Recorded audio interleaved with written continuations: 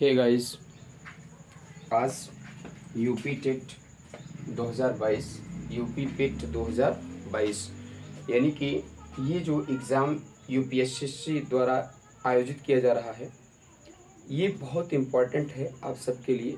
समूह ग की जितनी भी वैकेंसियां हैं, जितनी भी पोस्ट हैं समूह ग की, वो अगर आप यूपी पेट क्वालिफाई हैं तभी आप फॉर्म को फिलअप कर सकते हैं और आप परीक्षा में बैठ सकते हैं। तो आज के लिए मैं इस दौर का यानी ये आज का सेशन बहुत इम्पॉर्टेंट है आप सबके लिए।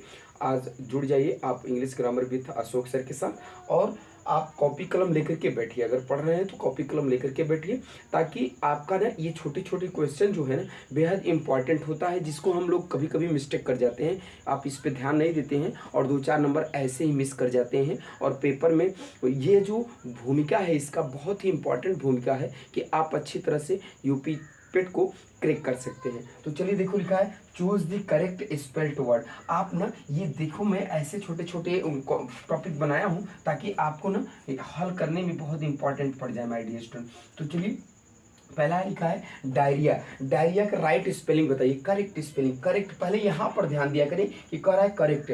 करेक्ट करना है तो कोई ना कोई इसमें इस ऑप्शन में एक वर्ड आपको करेक्ट मिलेगा, एक ऑप्शन आपको करेक्ट मिलेगा। तो सबसे पहले देखिए, पहला ही ऑप्शन सही है, डायरिया, यानी DIARRHOEA होता है माय डियर स्टूडेंट, डायरिया। ये तो गलत है, ये दोनों गलत है माय डियर स्टूडेंट, और ये डायरिया आपका ऑप्शन नंबर ए आपका सही है। तो चलिए आगे चलते हैं। इसी तरह से आपको एक नहीं 2-4 एग्जाम्पल और करवाते हैं ताकि आपको ना अच्छी तरह से समझ में आ सके माय डियर स्टूडेंट। चलिए अब बात करते हैं क्वेश्चन नंबर 2 की। क्वेश्चन नंबर 2 देखते हैं क्या कह रहा है। क्वेश्चन नंबर 2 भी बहुत इंपॉर्टेंट है आप सबके लिए। क्वेश्चन नंबर 2 बहुत इंपॉर्टेंट ये कह रहा है सबसे पहले कि चूज द फॉलोइंग, ध्यान समझिएगा, choose the following, choose the following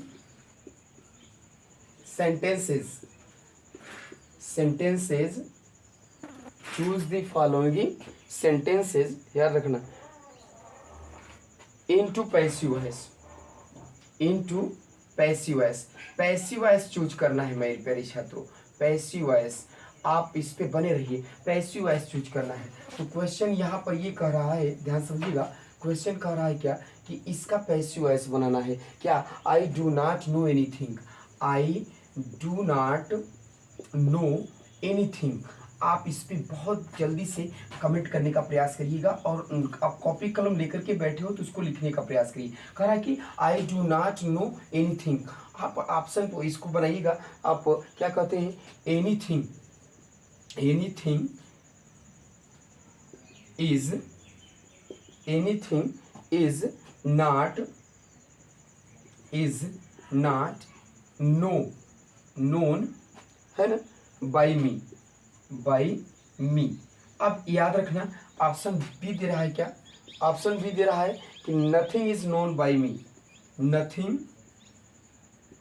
is known by मी।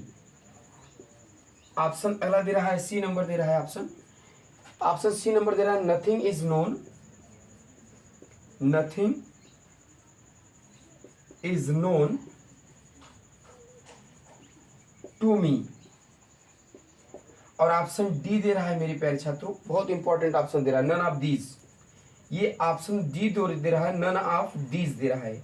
तो आप जल्दी से कमेंट करने का प्रयास करो कि विच ऑप्शन इज राइट। देखो यहाँ लिखा है I do not know anything, ये पैसिव बनाना है मेरे प्यारे छात्रों, पैसिव को पहचान करना है। तो सबसे पहले आई डू नॉट नो को, एनीथिंग को हम ऐसे भी लिख सकते हैं कि आई नो नथिंग भी लिख सकता हूं मैं, इसको ऐसे भी नहीं लिखा जा सकता है, I know nothing.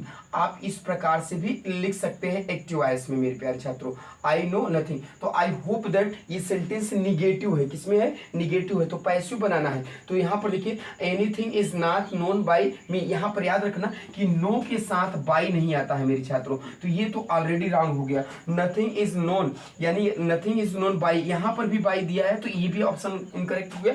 Nothing is, देख रहे हैं, कह रहा है कि nothing is known to me, ये ऑप्शन नंबर सी सही होगा। क्यों, मैंने कहा ना कि नथिंग को आप यहाँ पर सब्जेक्ट बना लोगे, एनीथिंग का क्या हो जाएगा, सब्जेक्ट नथिंग कर लोगे, यानी जब निगेटिव होता है ना तो एनीथिंग को नथिंग को एनीथिंग में लिख दिया जाता है अगर डू नॉट का प्रयोग किया गया है माय डियर स्टूडेंट। तो याद रखना कि कुछ ऐसे वर्ड होते हैं जिनके साथ बाई नहीं आता है पैसिव वॉइस चेंज करते समय, जैसे नो हो गया, ऑब्लाइज हो गया, याद रखना मैरिड हो गया, क्या हो गया, मैरिड हो गया। इन सब के साथ याद रखना कि नोन हो गया, ब्लॉइज्ड हो गया, मैरिड हो गया, इन सब के साथ हमेशा टू आता है। क्या आता है, टू आता है, बाई का प्रयोग नहीं करते। जैसे वेक्स्ड, वेक्स्ड मीन्स होता है क्या करते हैं, चिढ़ाना होता है, वेक्स्ड मीन्स होता है चिढ़ाना।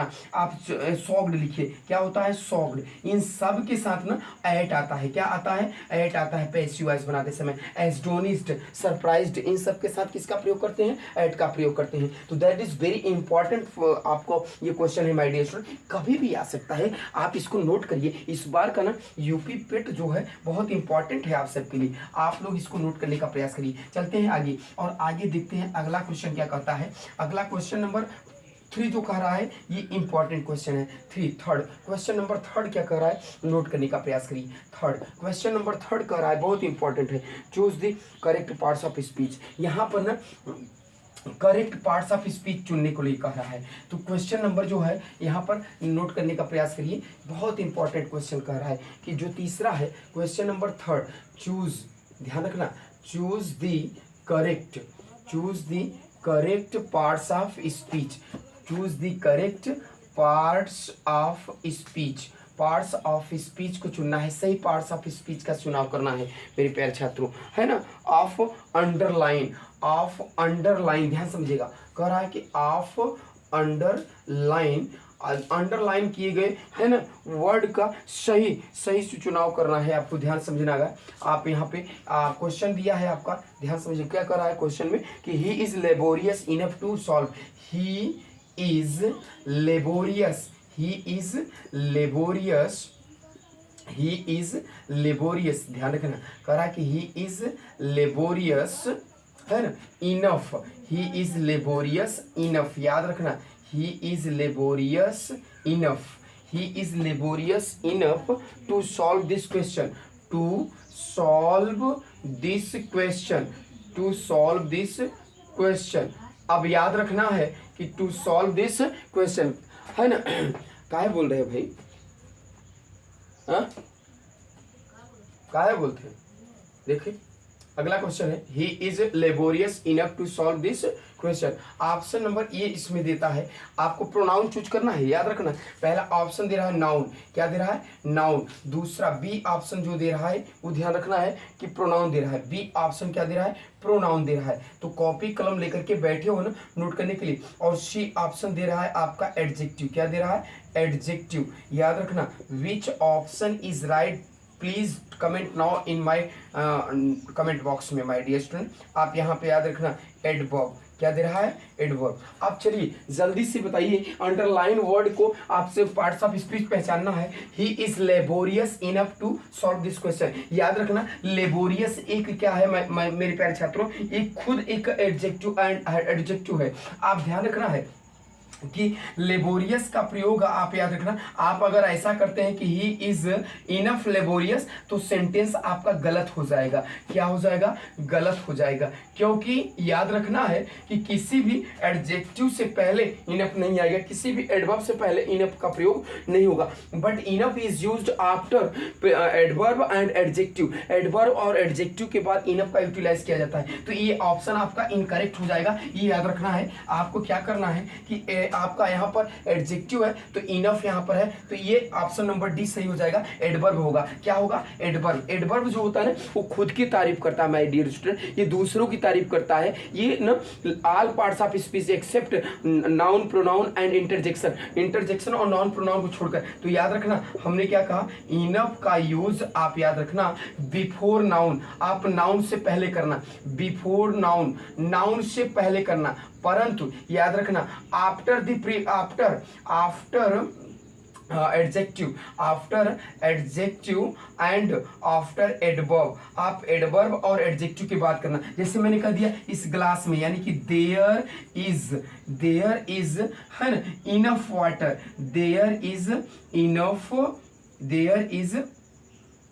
इनफ वाटर है ना in this glass, water in this glass, water in this glass. अब नोट करना जरा सा यहाँ पर कि जो है ये जो वाटर है ना ये आपका नाउन है, तो नाउन से पहले हुआ है ना, नाउन है ना, नाउन से पहले इनफ का प्रयोग हुआ है। तो ये खास बात और है, इनफ का प्रयोग ना आप अनकाउंटेबल नाउन और काउंटेबल नाउन दोनों के साथ कर सकते हो। ये बहुत इंपॉर्टेंट है माय डियर स्टूडेंट, इसको नोट करने का प्रयास करिए। चलते हैं आगे, चलते हैं। आई होप दैट आपको अच्छी तरह से समझ में आ रहा होगा। क्वेश्चन नंबर अगला उठाते हैं, देखते हैं अगला क्वेश्चन क्या कहता है। बहुत इंपॉर्टेंट इस बार का क्वेश्चन मैं बनाया हूं आप लोगों के लिए मेरे प्यारे छात्रों, क्योंकि ना अध्यापक जो है ना मेरे प्यारे छात्रों आप सबके लिए काम करते हैं, आप सबके लिए मेहनत करते हैं, ताकि ना आप सबका क्वेश्चन एक भी यूपी पेट में छूटने न पाए। देखो अगला क्वेश्चन है question number 4, fill in the blanks. याद रखना फिल इन द ब्लैंक दिया है, क्या दिया है, फिल इन द ब्लैंक, है ना, फिल इन द ब्लैंक, बहुत अच्छा है ना, with correct conjunction, with correct conjunction, with fill in the blank with correct, है ना, विथ करेक्ट ऑप्शन लिखिएगा, विथ करेक्ट, है ना, करेक्ट कंजक्शन लिख दो, conjunction with correct conjunction, very nice. आप इस पे गौर से देखने का प्रयास करिए। यहाँ पर क्वेश्चन क्या दे रहा है प्यारे छात्रों, सबसे पहले दे रहा है कि प्लीज वॉक, प्लीज प्लीज कह रहा है प्लीज वॉक हियर केयरफुली। याद रखना please walk here carefully, please walk here carefully lest, है ना, लेस्ट यू, याद रखना लेस्ट यू, है ना, डॉट डॉट फुल स्टॉप। अब यहाँ पर देने के ऑप्शन दे रहा है, जब सबसे पहले ऑप्शन दे रहा है शुड, ऑप्शन दे रहा है शैल, ऑप्शन दे रहा है विल, और ऑप्शन दे रहा है जो आपका वो है कैन। अब विच ऑप्शन इज राइट मेरे प्यारे छात्रों, जल्दी से कमेंट करिए। इससे ना बहुत सारे क्वेश्चन पुटअप किए जाते हैं हर एग्जाम में लिस्ट से, तो ये एक पॉइंट तो बहुत ही इंपॉर्टेंट है। लिस्ट आया है ना, तो यहाँ रखिए, कह रहा है कि फिल इन द ब्लैंक्स आपको भरना है, तो यहाँ पर दे रही है, एक बात याद रखना, शुड इज राइट। आप ध्यान रखिए अगर लिस्ट कहीं आ जाए तो शुड आपका अब प्रीपोजिशन, यानी कि कहीं पर आपका कंजक्शन लिस्ट दिख जाए तो उसके साथ ऑलवेज हेल्पिंग वर्ब शुड का प्रयोग करते हैं। किसका प्रयोग करते हैं, शुड का प्रयोग करते हैं। तो आप ना कॉपी कलम लेकर के बैठे होंगे और इसको उतारने का प्रयास करिएगा। हमने कहा क्या क्या प्रयोग करोगे, शुड का प्रयोग करोगे। तो आई होप दैट ना आपको अच्छी तरह से ये समझ में आ रहा होगा कि यहाँ पर क्या लगेगा, शुड का इस्तेमाल किया जाएगा। किसका इस्तेमाल किया जाएगा, शुड का। तो आज के लिए बस इतना ही, फिर मिलते हैं अगले वीडियो में, तब तक के लिए बाय बाय।